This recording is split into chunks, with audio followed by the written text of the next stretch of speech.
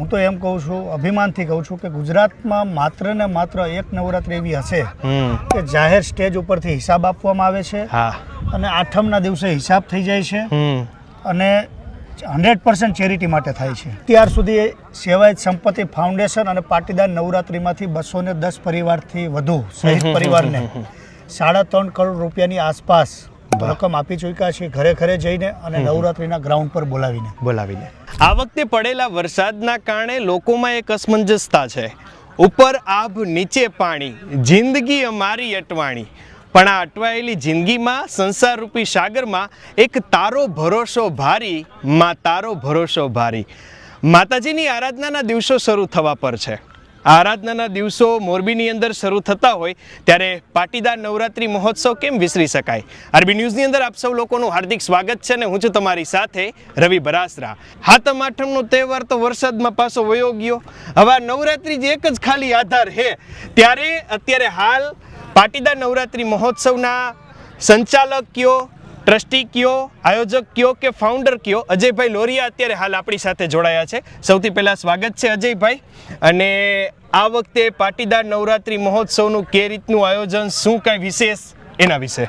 પહેલાં તો મોરબીના દર્શક મિત્રોને આરબી ન્યૂઝનો ખૂબ ખૂબ આભાર જેઓ લાઈવ જોઈ રહ્યા છે. રવિભાઈ, આ 9મું વર્ષ પાટીદાર નવરાત્રીનું જે વર્ષોથી આયોજન કરી રહ્યા છીએ અને જે હું તો એમ કહું છું, અભિમાનથી કહું છું કે ગુજરાતમાં માત્ર ને માત્ર એક નવરાત્રી એવી હશે કે જાહેર સ્ટેજ ઉપરથી હિસાબ આપવામાં આવે છે અને આઠમના દિવસે હિસાબ થઈ જાય છે અને 100% ચેરિટી માટે થાય છે. સાચી વાત. ત્યારે અત્યાર સુધી સેવાયત સંપત્તિ ફાઉન્ડેશન અને પાટીદાર નવરાત્રીમાંથી 210 પરિવારથી વધુ શહીદ પરિવારને 3.5 કરોડ રૂપિયાની આસપાસ રકમ આપી ચૂક્યા છે, ઘરે ઘરે જઈને અને નવરાત્રીના ગ્રાઉન્ડ પર બોલાવીને. ત્યારે આ વર્ષે પણ જે વધતી રકમ છે, નફો છે, એમાંથી 21 થી 25 શહીદ પરિવાર આવવાના છે. અને જે પાટીદાર કરિયર એકેડેમી મોરબી ખાતે AK પટેલ ચલાવી રહ્યા છે, 50% ફાળો એમાં આપવાના છે. ગયા વખતે આપણે અલગ લોકેશન પર હતું, આ વખતે જગ્યા અલગ છે. કઈ જગ્યા પર છે, શું કાંઈ? પણ છે રવિભાઈ, દિવાલ એમ ને. આ એક માતાજીની દયા કહેવાય ને કે મારે રવા પર ઘુંડલા રોડ ઉપર કરવી હોય એટલે ગયા વર્ષે કંઈક ને કંઈક પ્રોબ્લેમ હતા, સોલ્વ થઈ ગયા. તો બાજુનું 17-18 વીઘા ગ્રાઉન્ડ હતું. આ વખતે રામેશ્વર પરમેશ્વર જે મારા મિત્રો છે, ગોપાલભાઈ ને ભાઈ વીટી ને જેટીની, તો આ 25 વીઘા ગ્રાઉન્ડ છે. તો આ લોકોએ અમે કીર્તિદાન ગઢવીની નવરાત્રી આપણે 2019માં અહીંયા થઈ હતી. ગઈ 2020 ભૂમિબેન ત્રિવેદી ઇન્ડિયન આઇડલ વિનર જે સેલિબ્રિટી, એની નવરાત્રી અહીંયા થઈ હતી.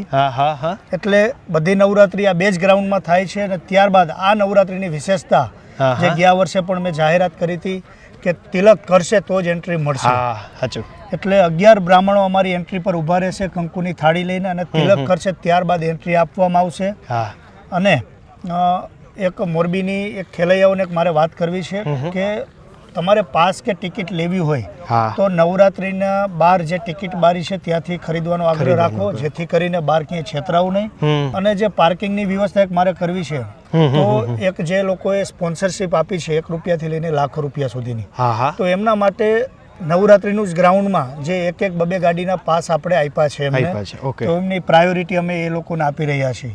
ત્યારબાદ જનરલ પાર્કિંગ છે એ નવરાત્રીના ગ્રાઉન્ડથી આગળ આપણે ન્યૂ એરા સ્કૂલ બાજુ જાય તો ઇન્દ્રપ્રસ્થ પાર્ટી પ્લોટ છે, ત્યાં આપવામાં આવી છે. અને આગળ રવા પર રેસિડેન્સીમાં નિર્મલભાઈનું ગ્રાઉન્ડ છે, નિર્મલભાઈ જારિયાનું, તો ત્યાં આપવામાં આવી છે. અને આ વર્ષે જે કહેવાય કે ગયા વર્ષે જે માહોલ હતો પાટીદાર નવરાત્રીનો, જે ગ્રાઉન્ડ નાનું પડ્યું હતું, આ વર્ષે જે 22 વીઘા છે માત્ર ને માત્ર રમવા માટેનું, તો આ ગ્રાઉન્ડ પણ રવિભાઈ નાનું પડશે એવું હું તમને મીડિયા થકી જાહેર વચ્ચે કહું. આ અત્યારે ગ્રાઉન્ડ છે, આમાં આપણે અંદાજિત કેટલા લોકોની વ્યવસ્થા આપણે કહી શકીએ? અંદાજિત રવિભાઈ આ ગ્રાઉન્ડમાં 22 થી 25,000 ખેલૈયાઓ રમી શકે. અને ત્યારબાદ જે પાર્કિંગની વ્યવસ્થા છે, જે 2500 થી 3000 કારનું પાર્કિંગની વ્યવસ્થા અત્યાર સુધી અમારી પાસે સજજ છે. બરાબર. કે આમાં માત્ર હું નિમિત્ત છું, મારી એક મહેનત છે. સેવાયત સંપત્તિ ફાઉન્ડેશનના જે 150 મેમ્બર છે એમની ખાલી મહેનત છે, પણ પહેલો પોઈન્ટ આવે આર્થિક, ફાઇનાન્શિયલી જે કરોડો રૂપિયાનો ખર્ચો થાય છે. પણ આ આપવાવાળા જે મોરબી સિરામિકથી લઈને નાના બિઝનેસવાળા છે, જે અજય લોરિયા પર આટલો વિશ્વાસ કરે છે, પણ એ વિશ્વાસ હું આઠમના દિવસે એમને પૂર્ણ કરી આપું છું કે આ તમારો વિશ્વાસ. આઠમના દિવસે હું જાહેર ઉપર સ્ટેજ ઉપરથી હિસાબ આપી દઉં છું. ત્યારબાદ આ વર્ષે પણ એ જ રીતે હિસાબ કરવામાં આવશે.